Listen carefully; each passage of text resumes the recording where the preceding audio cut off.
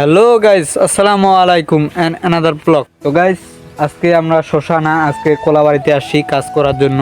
তো দেখতে পাচ্ছেন খুঁটিমুটি সব কিছু সেট আপ নিয়ে চলে এসেছি। তো আজকে আমরা কোলার গাছে ঢোকা লাগাবো। তো এইদিকে আর কি খুব ঝড় বৃষ্টি হচ্ছে, ভয়ের আশঙ্কা বেশি, কেলার গাছে অনেক লম্বা হয়ে গেছে। এর জন্য আমরা আজকে ঢোকা লাগাবো। এর আগে আর কি আমরা অর্ধেকেরও বেশি আর কি আমরা লাগাইছি ঢোকা। তো আজকে অল্প একটু বাকি আছে, এটা লাগাবো।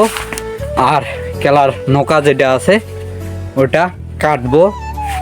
তো সম্পূর্ণ ভিডিওটি দেখতে থাকুন। তো গাইস, তো দেখেন আমরা এখন ঢোকা লাগাবো। ঢোকাগুলো সাইড করে রাখছি। তো দেখেন এই পাশে আমাদের অলরেডি ঢোকা লাগানো হয়ে গেছে।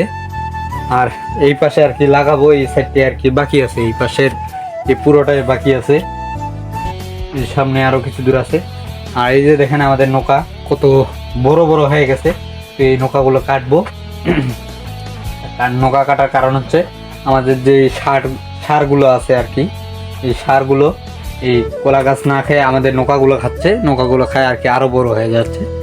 তার জন্য আমরা নৌকাগুলো কেটে দিব। তো গাইস, আমাদের খুঁটি বিছানো আর কি শেষ। তো আর কি 22টা খুঁটির মতো আর কি শর্ট। তো 22টা খুঁটি আর কি আমি আনতে দিলাম। তো এইদিকে দেখেন আমাদের শাইম দাদা, তো উনি আর কি নৌকা কাটতেছে।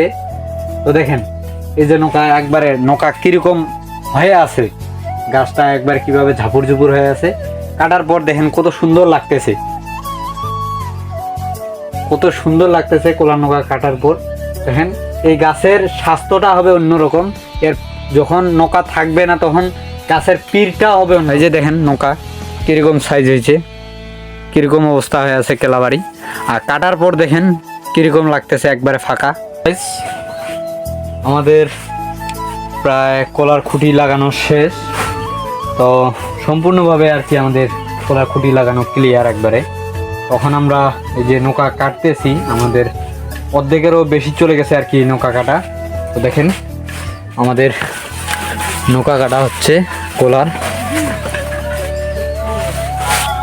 আপনাদের যদি নৌকা যদি থাকে কোলার গাছে, তো নৌকা থাকলে আপনাদের মূল গাছটি যেটি আছে কোলার, ওই গাছটি ভালোভাবে খাদ্য পাবে না, পুষ্টি পাবে না। আপনাদের কোলার ভালো মতো আর কি পীর বাইর হবে না, কোলাটি মোটা হবে না, অত বড় পীরও হবে না।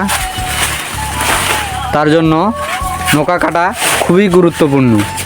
লোক না পাইলে ছাইমুখ ধরতে হবে। তো দেখেন আমরা খুব সাবধানের সহিত নৌকা কাটতেছি। যদি গোড়ার মধ্যে, শিকড়ের মধ্যে বা মূল গাছটির গোড়ার মধ্যে যদি লাগে তাহলে গাছটার ক্ষতি হতে পারে। খুবই সাবধানের সহিত আমরা নৌকাগুলো কাটতেছি। আমাদের ঢোকা বান্ধা শেষ, নৌকা কাটাও শেষ। তো দেখতে পাচ্ছেন এখন কোলাবাড়িটা কত পরিষ্কার লাগতেছে। তো ভিডিওটি এই পর্যন্তই।